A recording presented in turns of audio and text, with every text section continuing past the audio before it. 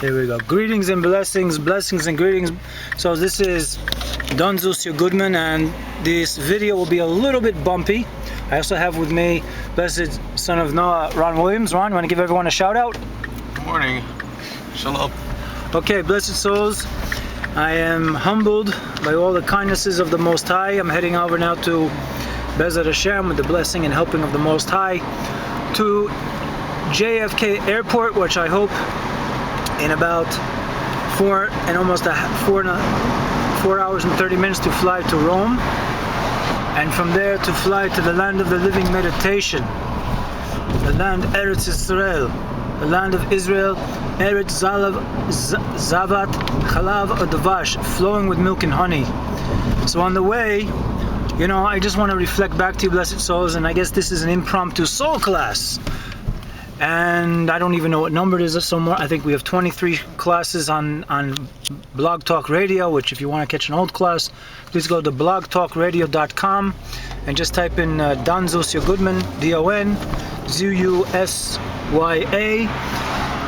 and then Goodman, G-O-O-D-M-A-N. Of course, this video is dedicated to the elevation of the soul of Yosef ben Avraham Robinson, who was tragically murdered a little over a month ago in the Flatbook section of Brooklyn, and also for the speedy emancipation of a younger Jewish brother, Daniel Eliashua Klein, who is languishing in a prison in Washington State, and also for another good friend, Garsode Williams, who is in Trenton Northern State Prison.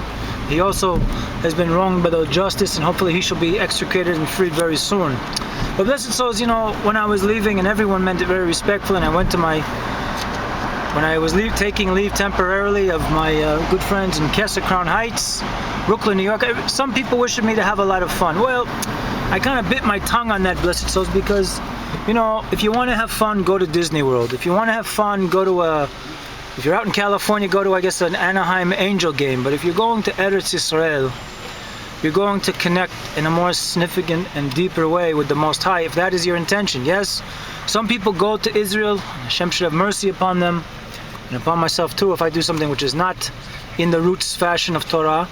And I hope to use all my strength and the fiber of my very being to be on the right path for the next 2 weeks when I hope to be there. And the truth is, blessed souls, I hope never to come back. I hope to make prayers for Mashiach to come. You know, and I say that in the most humble way, with every ounce of strength in my body. But that being said, blessed souls, Eretz Israel is a universal land because it's part of the universe, which is connected to the universal Most High. And by the way, this road in front of us is not the same road that looks like Abbey Road, where the Beatles made that album, because we're in America, we're not in England. Anyway, blessed souls, I'm looking at a book right here called The Garments of the Soul, which I've learned a little bit with Ron. And Ron, maybe you could chime in if you feel focused enough. You can do it while you're driving.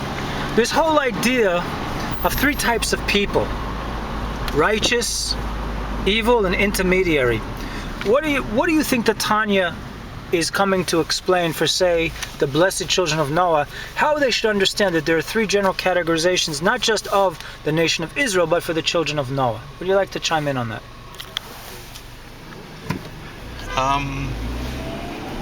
I would assume basically that what the Torah is trying to bring out is that the equivalent of that for B'nai Noach would be the Noachites who dedicated themselves enough to keep the Shiva Mitzvah of Noach, and not only the physical prohibition of keeping it, but also in the spiritual sense. They transfer their souls from the 3 darkest klippas to klippas noga, which is more like an intermediary kind of state. Right. And unfortunately, those who remain in that state of restriction, in terms of spiritual and mental restriction, remain still in the state of the dark klippa. I'd like to elaborate on that, Ron. That basically, when we understand klipot, is that when anyone, whether it be the nation of Israel or the nations, the blessed nations, and if you want to know how blessed everyone is, blessed is all of us, because we're all descendants of Noah, okay? go to Genesis 9, verses 1 through 17, and see how 7 covenants were made with all of the family of human souls. And as well, okay, that they were blessed by the Most High. So no one should curse who the Most High is blessed. Ron, I understand this whole idea on a way that hopefully a lot more and more people will understand, is when we talk about 3 impure klipas or shells, is that when mankind thinks that their thoughts are merely just human thoughts, and their speech is just the product of human, the vocal cords and the tongue and the teeth and the palate, and their actions are merely just the actions of animals, as opposed to the fusion of the Tselem Elokim, the divine image, which is in every human being. No one can deny that they have a divine image, and no one can demonize another human being to say they don't have the divine image. So what I'm saying, Ron, humbly, is that when we talk about the divine image, when a person is going into a mode of trying to configure their thoughts, speech, and action according to their divine image, which is naturally there in every human being, residing deep within their human intellect, paradoxically speaking, because it is there in human intellect, but the human intellect has to be supercharged with teachings of Torah, or their human heart has to be supercharged with prayers to the Most High, and their human action has to be supercharged with actions which are merciful and kind. With that being said, Ron, can you put on the cassette, the tape? We want to listen to a little Joseph Israel, if it's possible. If you could run song 4. This Blessed Souls will be the backdrop music, number 4. Number 4, it's a beautiful song. Let's see. And this is Blessed Souls. I just want to go into about a 3-minute meditation of Joseph Israel's all about. Because what Joseph Israel is all about is what I'm all about. And Blessed Souls, here's a young man out in California, maybe coming to your neighborhood. Try to catch his music. And while you're doing that, Blessed Souls, listening to his music, I want to invite the next couple minutes on a teaching from the Lubavitch Rebbe, direct descendant of King David and Solomon, who talked about the Most High told Moses, send for you spies. Send spies according to your judgment. And when the mighty Levite prophet Moses sent out the spies to the land of Israel, then called the land of Canaan, they were requested to seek out the length and the breadth of the land of Israel.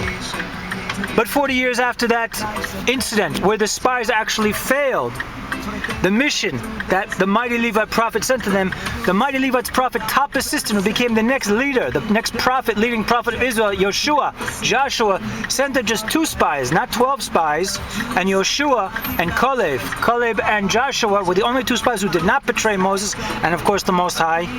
And Joshua sent on the command of the Most High to the lock of the land of Israel, which is Jericho. Because you should know, Blessed Souls, that is from the oral tradition.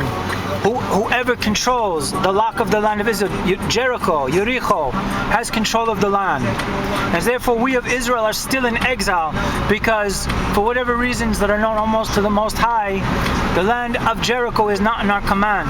But we shall come again with trumpets, not to then go into battle of war, but trumpets of joy, trumpets of love, trumpets of the teachings of the inner dimension of Torah.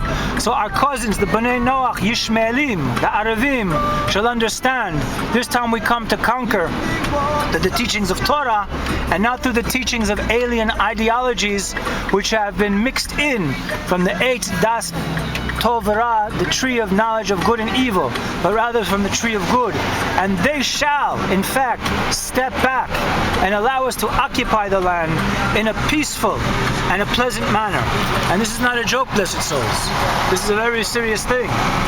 So the thing is, when Yeshua sent in Caleb, and then at a time, instead of himself going in, was Pinchas ben Eliezer, who is now the Kohen Gadol of the nation of Israel, that he asked him to spy out the land, and Rachav, who actually ran a brothel for 40 years because she escaped Egypt. At the beginning, when Egypt was getting afflicting the plague, she moved to Canaan, or the brothel. And what happened to this owner of a brothel, who herself was a prostitute? Well, Blessed Souls, the lesson we should learn is that this prostitute who ran a brothel in the walls of Jericho, become eventually the first lady of Israel, eventually because she helped the spies give them the knowledge that they needed, and they imparted to her an oath that they would not attack her and her family as long as they put out a scarlet thread outside of her window. For her faith in the Most High, realizing what happened 40 years ago was a continuation or a preface to what was happening now, she married Joshua, Yeshua, and from them emanated 7 daughters, and from them some of the greatest prophets of the nation of Israel. I think one of them was Jeremiah, and I think another one was Yecheskel, Ezekiel, if I'm not mistaken. So blessed souls, we're running out of time here. This is Dunzus just signing off with Ron Williams. The Hamshich.